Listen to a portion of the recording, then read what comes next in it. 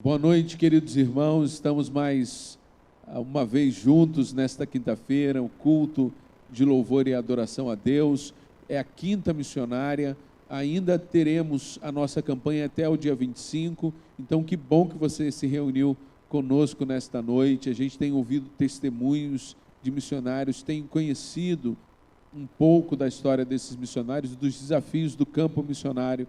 Será mais uma noite que a gente vai ouvir nossos queridos irmãos, mas também é um momento de você compartilhar o nosso link. É um tempo de intercessão, de oração, de gratidão. Quero lembrá-lo então da nossa oferta missionária. O nosso alvo é 15 mil, eu espero que você já tenha enviado sua oferta. Se não fez isso, faça. No nosso último dia a gente finaliza a campanha, encerrando então também as ofertas e dando o alvo alcançado no dia 25 pela manhã. Então, por favor, faça isso antes da quinta-feira daquela semana. Então, 25, dia 22, né? Eu creio que deve ser antes daquele culto do meio da semana de quinta-feira. Entregue sua oferta, porque é o momento que os tesoureiros vêm à igreja para então avaliarem quanto nós alcançamos. Até o domingo passado, a gente já tinha chegado aí à metade do nosso alvo. Então, aproximadamente R$7.500, aproximadamente, eu não lembro o valor. Minha oração é que Deus nos abençoe nesse propósito, que a gente realmente levante esses recursos. Eu queria lembrá-lo da gratidão que sentimos pelos aniversariantes da semana. No dia 11, é o irmão Luiz Barbosa da Silva. Ele já não frequenta a nossa igreja já há bastante tempo. No dia 12 foi o meu aniversário, segunda-feira, tivemos esse momento tão especial de gratidão no domingo pela manhã, pelo qual mais uma vez eu agradeço os irmãos. No dia 14, irmã Enilde celebrou então mais um ano de vida. Querida diaconisa, irmã Enilde, que Deus a abençoe, continue cuidando da sua saúde, da sua família, que em breve aquele abraço tão falado a gente possa dar à irmã. Que Deus continue protegendo sua vida. No dia 14 também é o dia da Osana, não é isso, gente? Da Osana Lima de Oliveira. É a nossa Osana? Não, é a outra, né? É verdade. É porque tem outra Osana que também não está mais frequentando a nossa igreja. Mas se por um acaso essa palavra chegar até você, que Deus te abençoe também. E dia 15, diácono juvenil, celebrou mais um ano de vida. Nós louvamos a Deus por sua vida, querido, que Deus o abençoe, junto com Vilma, toda a sua família. Continue cuidando do irmão, do seu ministério, da sua saúde. Bodas de casamento, dia 9, celebrou mais um ano de casamento, 10 anos de casamento de Ginane e Tiago. Já dei a minha palavra, mas mais uma vez mando um grande abraço, que Deus os abençoe, continue cuidando de vocês, dos planos e projetos que vocês têm, que sejam conforme a vontade de Deus. No dia 10, bendito, foram as bodas da irmã Oleni e do irmão Corinto. Deus tem dado vida longa a esses irmãos e um casamento de muitos anos abençoados. Que Deus os abençoe e continue protegendo os irmãos, cuidando da saúde dos irmãos. Um grande abraço para os irmãos. E no dia 12, de Leidiane e Alcides, também não estão mais frequentando nossa igreja, mas deixamos o nosso abraço para esse casal querido também. Que Deus os abençoe. Nós vamos orar pelos enfermos. Como você sabe, esse culto de hoje é um culto gravado. A gente não menciona os nomes dos nossos irmãos, mas você deve ter recebido as informações e a atualização da nossa lista. Portanto, continue orando pelos nossos queridos irmãos que estão enfrentando tantas lutas, aqueles que estão aguardando respostas através de um tratamento, de uma cirurgia, aqueles que estão sofrendo agora internados, aqueles que os irmãos estão colocando os nomes aí. Se você tem algum pedido, coloque então no nosso chat. E que Deus esteja abençoando sua vida, sua família, a saúde de vocês, continue protegendo vocês, continue se cuidando. Eu vou pedir para o Luiz, então, orar nesse momento, intercedendo por esses queridos e queridas e agradecendo por esses aniversários. Em seguida, nós estaremos louvando a Deus juntos. Vamos orar então. Bendito eterno Deus, muito obrigado, Senhor Deus, pela vida dos nossos irmãos, nossos amigos, Senhor Deus, que completaram, Senhor Deus, está completando, Senhor Deus, mais um ano de vida. Pai, toma nas suas mãos cada vida, cada lar, cada família, Senhor Deus, que todos venham compreender, Pai, que mais uma vez o Senhor tem sustentado a vida deles, tem guardado, protegido e livrado de todo mal. Toma nas suas mãos, Senhor Deus, os seus ministérios, Senhor Deus, tudo aquilo que eles têm feito, tudo aquilo que eles têm pensado, que continue sendo bênçãos, Senhor Deus, para o seu reino. Também oramos, Senhor Deus, pelos irmãos, Senhor Deus, que estão enfermos, Senhor Deus, passando por todas as dificuldades, famílias, Senhor Deus, que estão vivendo, Senhor Deus, momentos, Senhor Deus, difíceis, mas sabemos, Pai, que a sua mão, Senhor Deus, está sobre nós, Pai, nos guardando, nos orientando, nos direcionando. Que o seu Espírito Santo possa, Senhor Deus, falar a cada vida, a cada lar, a cada coração, dando, Senhor Deus, a cada dia, Senhor Deus, o conforto que só o Senhor sabe dar. Senhor Deus, que a sua paz, Senhor Deus, que excede todo entendimento, possa estar, Senhor Deus, entrando, Senhor Deus, em cada lar, Senhor Deus, em nome de Jesus, Senhor Deus, que o Senhor, Pai, seja, Senhor Deus, o primeiro, Senhor Deus, em cada vida, que o Senhor seja o primeiro em cada lar, Pai, que eles não venham olhar para a dificuldade, mas olhar para Ti, sabendo que o Senhor está guardando, sabendo que o Senhor está orientando, sabendo que o Senhor está curando, está salvando, sabendo, meu Senhor, que mais uma vez, nessa quinta-feira, Pai, o Senhor está ouvindo, Senhor Deus, cada clamor, cada oração, em nome de Jesus, Pai. Toma nas suas mãos cada lar, Senhor Deus, que está, Senhor Deus, ouvindo, Senhor Deus, a nossa oração. Em nome de Jesus eu oro e lhe agradeço. Amém. Amém. Que nessa noite as nossas vidas estejam rendidas na presença de Deus. E que Ele possa nos usar a cada dia e Ele possa nos transformar. E que nós possamos fazer a diferença nesse mundo. Então, através dessa música, coloque a sua vida na presença de Deus e diga: Senhor, eu estou aqui rendida. E Senhor, eu estou disposta a trabalhar para o Teu reino. Eu estou disposta, Senhor, a amar as pessoas, a cuidar daqueles que o Senhor tem me dado, me dedicado.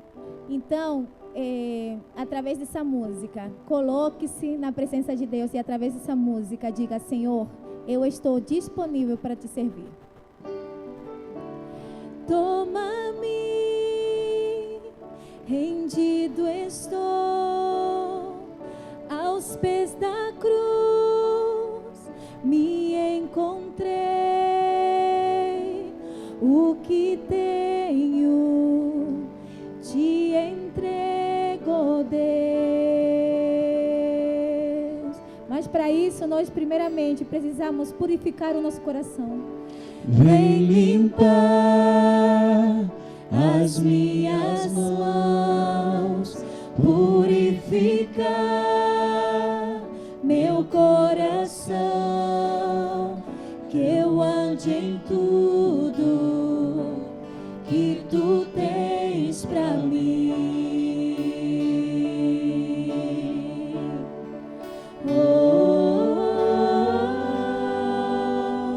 Eis-me aqui, rendido estou.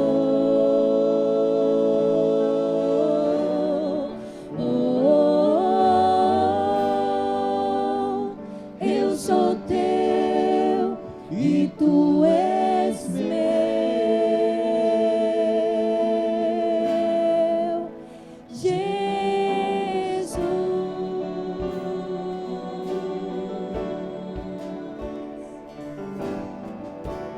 Meus momentos e os dias meus, meu respirar e o meu viver,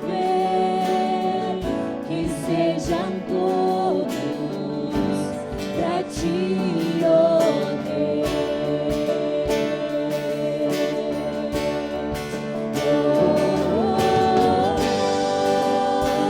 Eis-me aqui, rendido estou.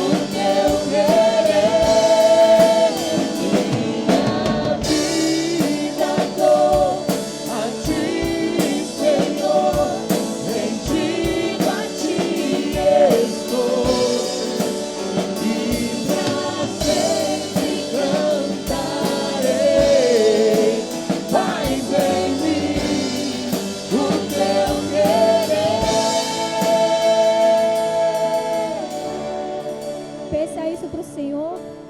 Nesse momento, Senhor, faz em mim o teu querer.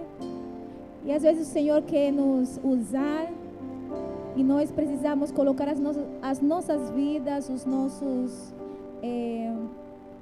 nossas finanças, o nosso tempo rendido aos pés do Senhor. Às vezes o Senhor quer nos enviar para lugares que a gente ainda não conhece, mas nós estamos rendidos para a sua vontade, para nós irmos para onde Ele quer que nós estemos.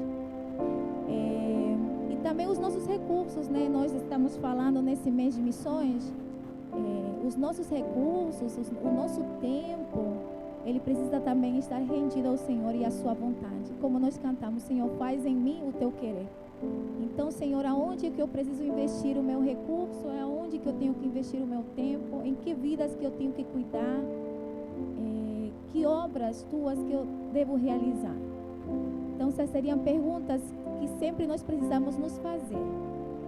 Como servos de Deus, como nós queremos que o Evangelho e o Reino de Deus possa ser conhecido a todos os lugares. Então, essa música diz isso mais ou menos no refrão.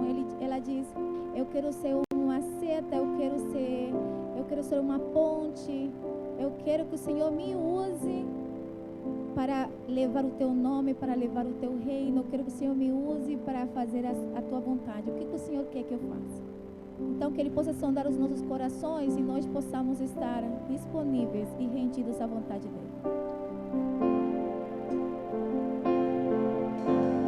Sonda-me, Senhor, e me conheces. Quebranta o meu coração. Transforma-me conforme a tua palavra, e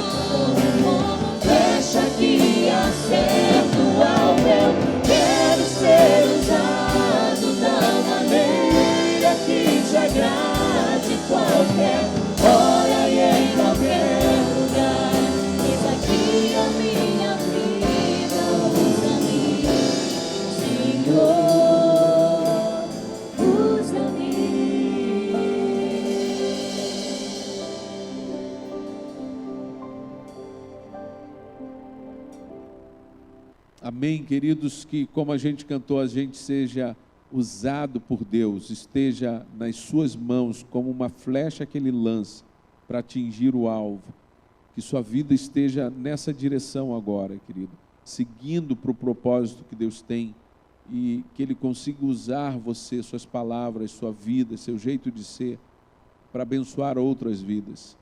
Que Ele use sua vida através da intercessão, que você possa abençoar a vida de outros, que seja assim com a sua família, você seja uma bênção na sua casa, seja um farol mostrando para seus vizinhos, seus amigos, seus familiares o que Deus quer e como Ele quer que nós vivamos. Nós vamos nesta noite, mais uma vez, ouvir alguns testemunhos, chamada Palavra Missionária, dos nossos queridos missionários que estão no campo.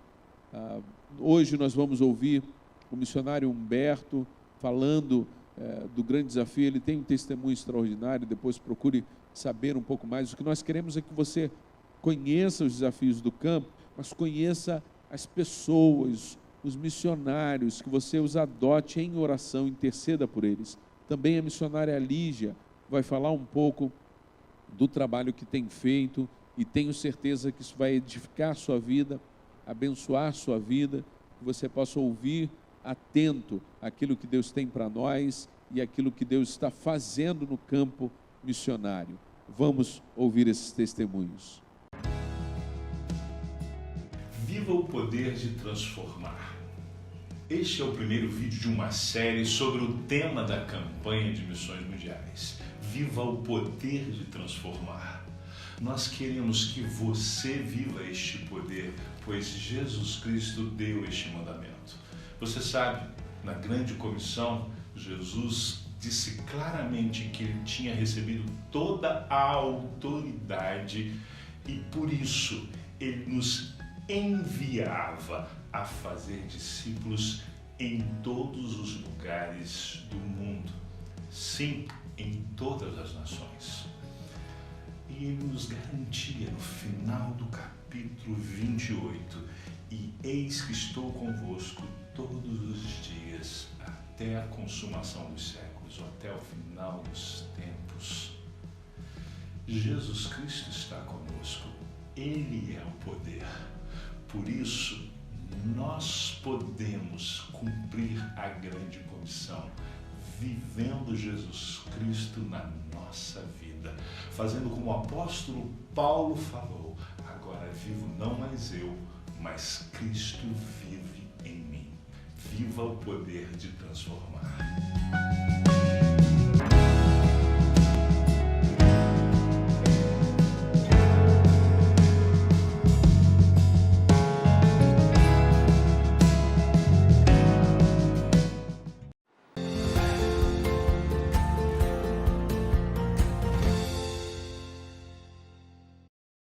Olá, meus queridos promotores e promotoras de missões nas nossas igrejas batistas do Brasil.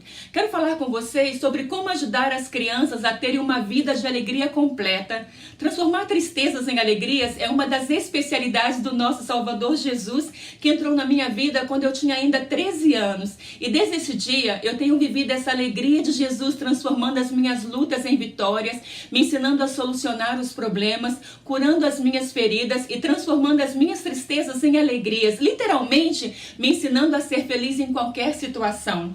Trabalhando com usuários de drogas e álcool, entre eles muitas crianças, eu escutei muitas vezes eles dizendo que a droga e o álcool ajudam a tirar a tristeza e trazer alegria, mas que quando passa o efeito, a tristeza que vem é ainda maior. Temos milhares de pessoas no mundo que acreditam nisso.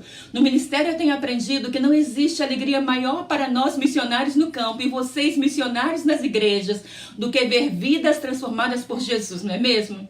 E essa transformação ela é completa, como acontece na vida de muitas crianças. Ao investir nas crianças hoje, nós estamos transformando gerações.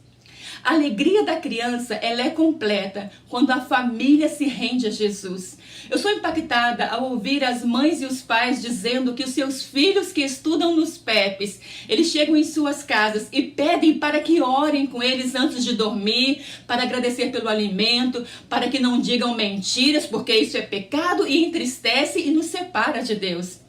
Félix é um aluno em um dos nossos PEPs que sempre chegava muito triste e nervoso nas aulas. Seu pai era alcoólatra e sempre chegava bêbado, pegava um machado e aos gritos brigava e ameaçava matar a sua mãe. Félix presenciava toda essa briga dia após dia e foi se transformando em uma criança triste e muito nervosa, brigando com os amigos.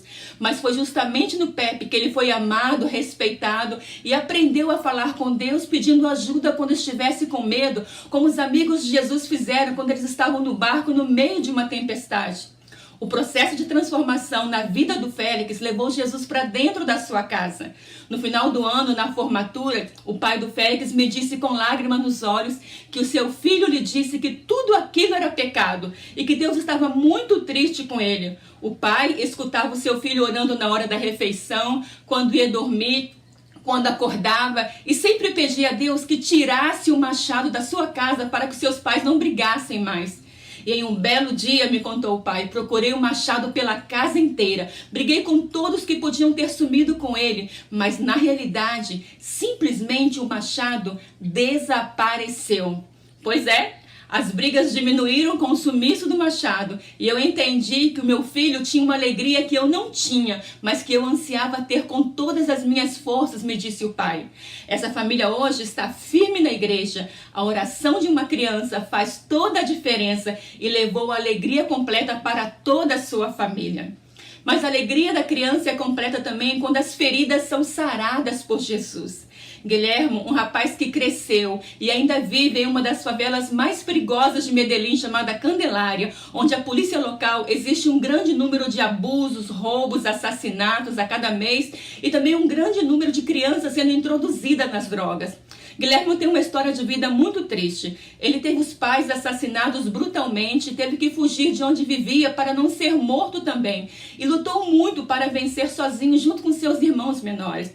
Desde os 11 anos ele estava no projeto, participava dos cultos na nossa igreja, mas era sempre muito triste, revoltado com tudo e com todos, sem nunca abrir o seu coração, porque desde pequenino uma dor foi crescendo muito grande dentro do coração dele. Em dezembro de 2009, ele simplesmente desapareceu das atividades da igreja e do projeto. Deus me mostrou que ele precisava ser aconselhado com a nossa bolsa verde do projeto Calçada. Quando nos encontramos, ele tinha um semblante muito triste, estava em plena depressão. Foi aí que ele me disse que ele odiava o mês de dezembro, porque quando ele tinha ainda 6 anos de idade, o seu pai foi assassinado naquele mês. Depois, quando ele tinha 10 anos, a sua mãe também foi assassinada diante dele, justamente no mês de dezembro. Ele tinha muita raiva e queria destruir a todos que mataram seus pais. Ele disse que ele era como um leão feroz e queria devorar as suas presas. Em prantos, me perguntou o que ele tinha que fazer para tirar aquela raiva do seu coração e viver feliz. Eu contei a ele a história bíblica da viúva e do juiz e expliquei que Deus queria fazer o mesmo com ele, ser o seu defensor e fazer justiça por ele e encher o seu coração de alegria. Nós oramos juntos e ele entregou o seu sentimento e a sua dor a Deus. Chorando muito, ele me disse: Deus, eu sei que homem não chora, mas eu já não aguento mais. Logo ele me disse: me sinto estranho, leve, descansado. E ele disse: eu tenho certeza que daqui em diante Deus vai sempre me levantar do chão, como ele fez agora, neste momento. No final do aconselhamento, Guilherme disse que se sentia como um falcão que estava preso, mas que foi liberado para voar tranquilo e feliz. Para mim foi marcante saber que ele odiava tanto dezembro, porque foi justamente o mês do assassinato da sua mãe e do seu pai. Então eu disse a ele que ele tinha um motivo para ficar feliz no dia 16 de dezembro, porque é o dia do meu aniversário. Ele sorriu e me abraçou dizendo: é mesmo, agora tudo mudou. Hoje o Guilherme está casado, tem 2 lindos filhos, tem um trabalho fixo e continua firme servindo a Deus, que transformou a sua vida e encheu seus dias com muita alegria. Uma história difícil na infância pode ser mudada completamente quando nós apresentamos Jesus para as crianças.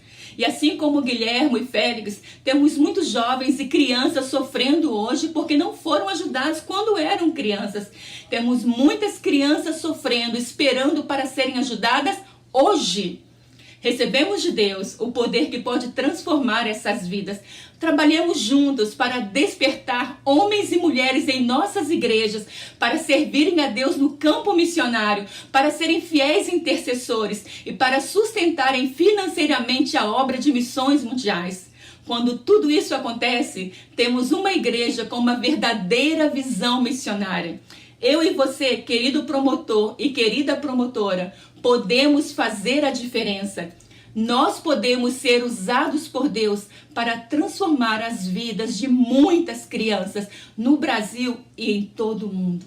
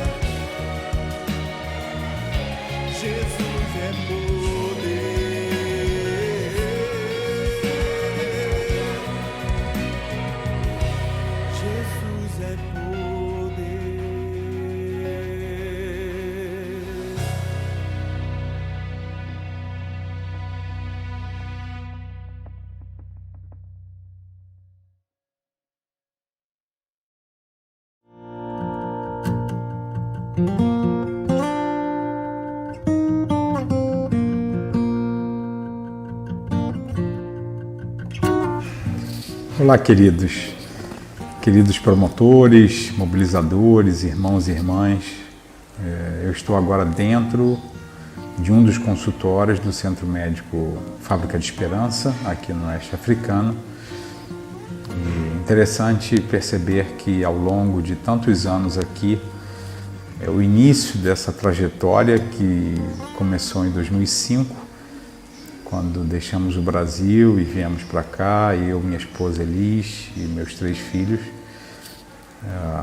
Meses antes, talvez semanas antes, nós estávamos numa atualização missionária e e já estava tudo certo, o pastor Timichak já tinha nos apresentado, vindo para cá, para o Oeste Africano. E numa tarde eu senti um medo terrível de fazer o que eu estava fazendo, de deixar o Brasil, a minha família maior e tudo aquilo que nós vivíamos no Rio de Janeiro, em Linhares, no norte do Espírito Santo, para vir para cá. Eu tive muito medo e eu comecei a chorar muito, pensando naquilo que aconteceria aqui com os meus filhos, com a minha vida. Claro que já era uma decisão amadurecida, já tinha muito tempo que nós estávamos considerando isso, já tínhamos conhecido aqui, mas eu fui tomado de um medo tremendo. E eu chamei um colega missionário, o pastor Joel, e abri o coração para ele. Falei: Joel, eu estou com muito medo. E nós conversamos um pouco, eu deixei rolar as lágrimas diante dele e diante de Deus. E ele foi muito querido, como sempre, e ele me abraçou e orou por mim e pediu a Deus graça sobre mim. E como foi importante aquele tempo ali. E eu leio isso como algo positivo. O medo, não necessariamente ele é negativo. O medo, muitas vezes, ele pode te dar consciência de quem você é, de quem Deus é, daquilo que Deus está te chamando para fazer. E, em contrapartida, existe o medo que paralisa, que te bloqueia, que te impede de andar. Esse não é bom. Esse é um medo que podemos dizer um medo patológico. Mas o medo é uma reação natural do ser humano. E como foi bom para mim ter sido ministrado ali e ter vencido aquela etapa, aquele medo, ter tido coragem para atravessar o Atlântico e estar aqui no Oeste Africano. Aqui, Deus usou e tem usado a nossa vida ao longo de todos esses anos, e a gente viveu também esse contraste de medo e coragem não poucas vezes. Em 2011, nós já tínhamos um pastor local que cuidava da igreja, de uma pequena igreja implantada pelos missionários que nos antecederam, o pastor Adoniran, a equipe dele, Vera, depois o pastor Jailson. E nós já tínhamos então esse pastor nacional, mas ele, por razões pessoais, ele disse que não teria mais condições de continuar pilotando a igreja. E nós nos vemos numa situação bem difícil, pensamos inclusive em fechar essa pequena igreja. E eu recebi de Deus essa palavra, que era para nós assumirmos essa igreja, eu e Elis. E foi um tempo bem difícil para mim, bem desafiador, mas nós decidimos então assumir e ficamos pastoreando essa igreja por 4 anos e mesclando, claro, com toda a atividade profissional, que também é missional, como médico ortopedista aqui, na época Elis dentista, e nós resolvemos então abraçar e caminhamos, e Deus nos deu muita graça. E foi um desafio cuidar das pessoas, esse é o maior desafio, mas também construir um templo. Isso foi uma coisa tão interessante, porque a minha profissão não tem nada a ver com construção, eu nunca construí nada, fisicamente falando, e caiu na minha mão essa incumbência de construir o templo com aquela pequena igreja, com aqueles irmãos. E eu lembro que quando eu comecei a ver como é que faria isso e tal, e aí alguém falou assim, mas tem que ter uma boa sapata. Eu falei, e o que é sapata? Imagina, alguém que vai construir, que não sabe o que é um alicerce. É uma situação bem complicada. Mas nós resolvemos fazer isso e fizemos isso em 1 ano. Foi realmente uma coisa que Deus nos abençoou tremendamente. Claro, como obra que vocês conhecem, foi extremamente difícil. Interessante, porque quando eu estava à frente dessa igreja, eu falava sempre para eles que nós somos o edifício de Deus, né? Que é um princípio da palavra, claro. Mas eles insistiam dizendo que o templo era importante. E eu dizia, sim, o templo é importante, mas o mais importante é que você é o edifício de Deus, você é o templo vivo de Deus, etc. Mas quando nós construímos o templo e começamos a agir e a caminhar no templo, porque durante muitos anos nós ficamos nas casas. E no contexto aqui, isso foi uma situação bem interessante, porque na verdade eles não consideram a casa um lugar onde você possa realmente adorar a Deus, por conta da religião predominante aqui, que é a religião islâmica. Então, para eles existe um lugar sagrado. E para nós, cristãos, claro que a gente sabe que Deus não habita em templos feitos por mãos de homens, mas é o nosso local de comunhão, de estarmos juntos, de ouvirmos a palavra, de orarmos, de cantarmos, de adorarmos a Deus, de cultuarmos ao Senhor, e que acaba sendo isso também um sinal para aqueles que nos cercam. E isso teve uma repercussão tremenda no seio da igreja. Deus nos deu esse templo, construído 100% com os recursos das igrejas batistas brasileiras. E então, em 8 de dezembro de 2012, nós inauguramos o templo e a igreja foi seguindo, só que, claro, com o templo nós tivemos muito mais facilidade de diversas ações, inclusive na comunidade onde nós estamos implantados. Do lado do templo nós tínhamos um terreno ainda de 300 metros quadrados, a metade do terreno, do terreno todo. E em 2015 eu tenho então esse desafio também, junto com a Elise, com a nossa equipe, Nita, Andréia, de construir o centro médico, que foi uma loucura também. Vocês lembram que 2015 foi quando estourou, ou quando a gente estava no auge da crise no Brasil. Também tive muito medo.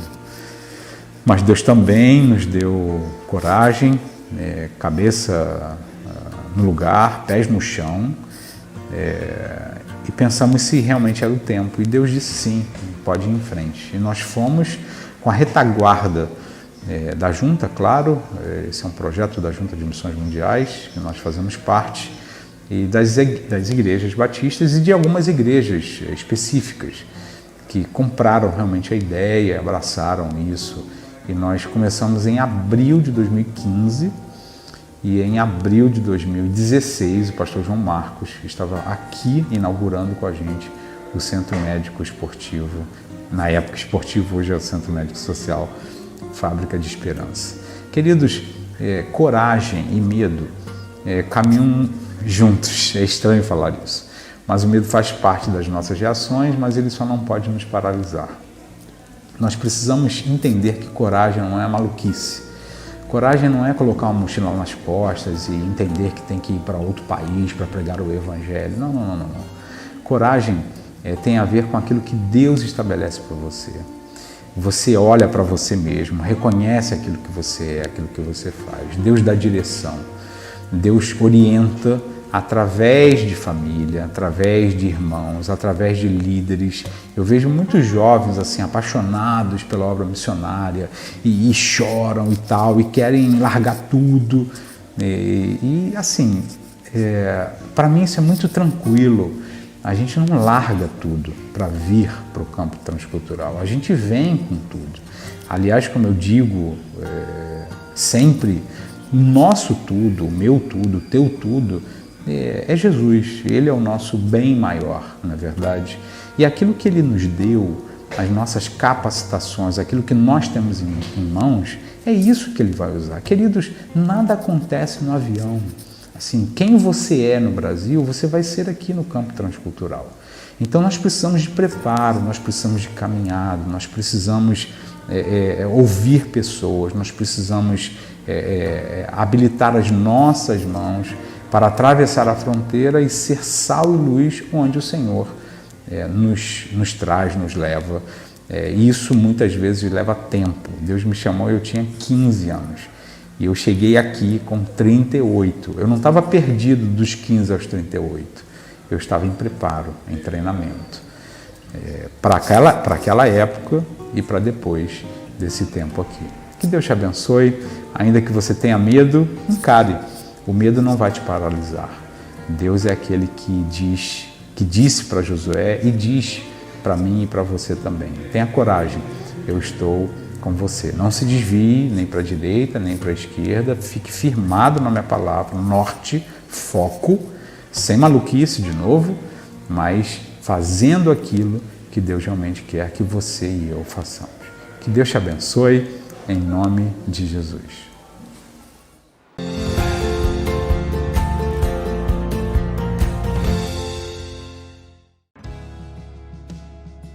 Viva o poder de transformar.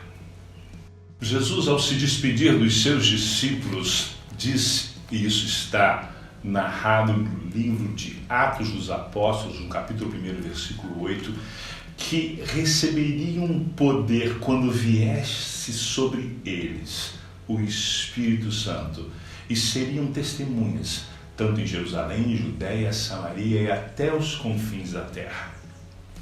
Nós já recebemos este poder. E este poder não veio apenas sobre os discípulos, veio sobre a igreja, sobre as pessoas que compõem a igreja. Nós temos este poder. É necessário vivermos este poder. Este poder é o poder, como diz o texto, de testemunhar. Sim, a ideia aqui é que nós temos o poder até de nos tornarmos mártires. Sim, o poder de testemunharmos, até o limite da vida, até entregando a nossa vida nas mãos dos inimigos para que conheçam o amor de Jesus Cristo. Viva o poder de transformar.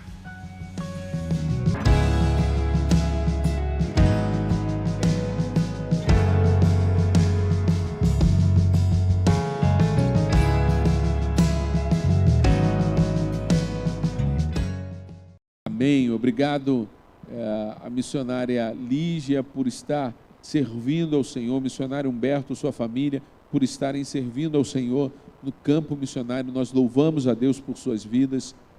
Como a gente falou, nossa missão de orar, de sustentar, de conhecer, de compartilhar as dificuldades do campo, também é a nossa missão vivermos no campo missionário que Deus nos colocou. Sua família, seu bairro, seus vizinhos são um campo missionário fértil para que Deus abençoe sua vida, que seja assim com cada um de nós.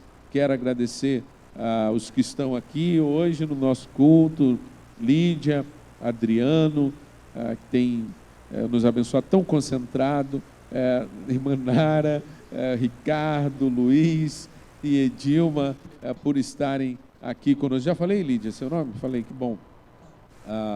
Menciono aqui no final que a gente em muitos momentos esteve pedindo aqui pelo pastor José, mas a gente tem motivos para agradecer. Ele tem estado bem, se recuperando e avaliando se realmente será necessário tudo aquilo que a gente pensou no começo, e a gente louva a Deus por isso. Que Deus abençoe também sua família, que boas notícias cheguem, que você seja fortalecido, que Deus abençoe você também que está chorando nesta hora, que está sofrendo. Mais uma vez, que Deus fortaleça o seu coração, que Deus abençoe você com a paz, com a alegria e a graça de Cristo. Minha oração em nome de Jesus Cristo. Amém.